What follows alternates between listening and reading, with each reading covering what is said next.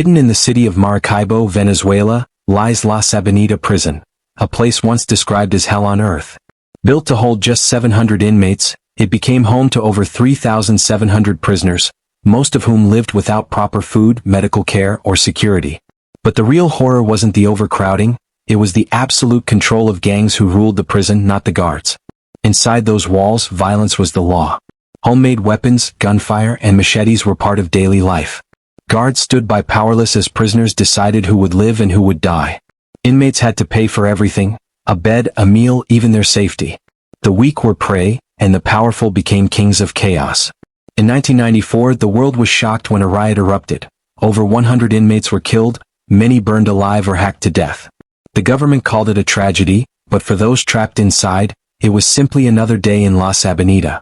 Even after its closure in 2013, La Sabaneta remains a haunting reminder of what happens when justice fails and humanity disappears. It wasn't just a prison, it was a battlefield, a warning, and a scar on Venezuela's conscience. Inside La Sabaneta Prison there were no real guards, only walls separating chaos from the outside world. Power didn't belong to the authorities, it belonged to the inmates themselves. Gangs ruled every corner, every cell, and every breath that prisoners took. These groups, led by so-called prans, prison bosses, controlled food distribution, weapons, and even sleeping spaces. New arrivals had to pay to survive.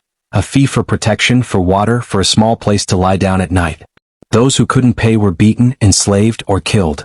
The guards rarely entered the cell blocks, terrified of the armed inmates who controlled them. Guns, machetes, and grenades were smuggled in, turning the prison into a war zone. Even simple disputes could explode into bloodshed, and the echo of violence became part of the daily routine. There were no rules of law, only the brutal justice of the gangs. They held mock trials, punished disobedience with torture, and collected taxes from weaker prisoners. In this system, survival meant allegiance. To live another day, one had to join a gang or serve one. The government turned a blind eye, letting criminals govern criminals. Inside those walls, chaos became the law, and La Sabaneta became a chilling symbol of how corruption and neglect can give birth to a world without mercy. La Sabaneta Prison was never meant to hold thousands of human beings. Built to accommodate only 700 inmates, it eventually became home to nearly 4,000 prisoners, a suffocating sea of desperation and decay. Cells built for 2 or 3 men were packed with 10 or more, forcing many to sleep standing on the floor or even in hallways. The air was thick with the smell of sweat, sewage, and hopelessness.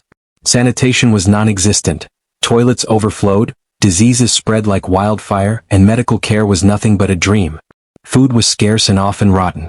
Many inmates survived on scraps or the mercy of visiting families who brought meals from outside. Clean water was a luxury. Prisoners sometimes drank from contaminated sources, leading to outbreaks of cholera and infections. The prison's infrastructure was collapsing. Broken pipes, cracked walls, and exposed wiring turned the facility into a death trap.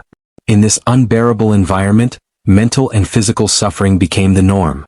Fights broke out over food, water, and space. The weak grew weaker, and the strong enforced their dominance. Even the basic idea of rehabilitation vanished.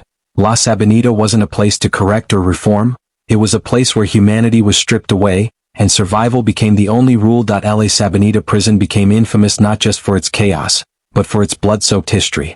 Violence was a part of daily life, but at times, it erupted into full-blown massacres that shocked the world. The most horrifying incident occurred in 1994, when a brutal riot broke out between rival gangs. What began as a territorial dispute turned into one of the deadliest prison slaughters in Latin American history. More than 100 inmates were killed in a single day. Many were burned alive, others hacked to death with machetes, their bodies left scattered across the cell blocks. The guards stood by, powerless and terrified, as the prison burned from within. The government's response came too late, and when officials finally entered, they found scenes of unimaginable horror, blood-soaked floors, charred walls, and corpses piled like broken shadows. Human rights organizations condemned Venezuela for allowing such atrocities to happen under state watch. Yet even after the massacre, little changed. Violence, torture, and neglect continued for years, claiming hundreds of lives in silence. Inside La Sabaneta, life had no value and justice had no meaning. It was a place where cruelty was routine, where the screams of the dying echoed through the night, and where the world's attention came only after too much blood had already been spilled. La Sabaneta Prison stands today as a haunting reminder of what happens when humanity is forgotten behind bars. It was more than a failed institution. It was a reflection of a broken system, where neglect and corruption destroyed countless lives. Though its gates were finally closed in 2013, the stories of suffering, fear, and survival still echo through Venezuela's dark history. La Sabaneta is gone, but its legacy remains, a chilling warning to the world that when justice turns its back, even a prison can become a graveyard of souls.